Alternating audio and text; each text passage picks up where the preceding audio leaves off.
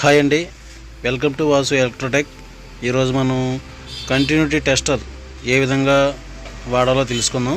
ఏదైనా వైర్లు చెక్ చేయాలన్నా ఉపయోగపడుతుందండి. కరెంట్లో యూజ్ చేయకూడదు, డూ నాట్ యూజ్ ఆన్లైన్ అని రాశారు కదా. ఓపెన్ చేద్దాం. ముందుగా ఇది ఎలా చెక్ చేసుకోవాలో చూద్దాం. ఓపెన్ చేశాను. ఇట్లా 2 పిన్లు వస్తాయండి. బ్యాటరీ ద్వారా పనిచేస్తుంది. చూసారా, లైట్ వెలిగింది అంటే కంటిన్యూటీ వస్తున్నట్టు అర్థం. ఇప్పుడు మనం ఒక వైర్ని తీసుకుందాం. ఏదైనా వీడియో వైర్ని తీసుకుందాం, టీవీ వీడియో వైర్ని. ఇది పనిచేస్తుందో లేదో తెలుసుకోవాలి అంటే మనం ముందుగా ఇప్పుడు ఇటు 3 అటు 3 ఉన్నాయి కదండి. అది ఎల్లోకి పెట్టాను, చూసారా వెలిగింది అంటే బాగుంది. అలాగే రెడ్ కూడా పెట్టాము, ఇది కూడా బాగానే ఉంది. ఓకే, అలాగే వైట్ కూడా పెడదాం. ఓకే, చూసారు కదా, వైర్ అయితే బాగుందండి. నెక్స్ట్ ట్రిమ్మర్ వైర్ ట్రై చేద్దాం. ఇది ఎలా ఉందో చెక్ చేద్దాం. ఇప్పుడు ఇలా 2 పిన్లు ఉంటాయి కదండి,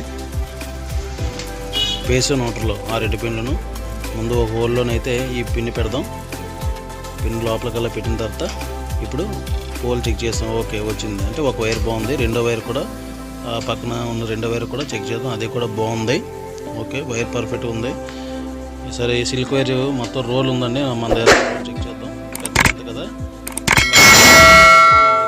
ఎంతమంది చెక్ చేయాలంటే కళ్ళతో చూడాలి, అంత ఈజీగా మనకి కంటిన్యూ టెస్ట్ తోటి అయితే ఈజీగా మనకు తెలిసిపోద్ది. నేనైతే 2 ఎడ్జ్లు తీసేయండి, ఆ చివర ఈ చివర ఎండింగ్.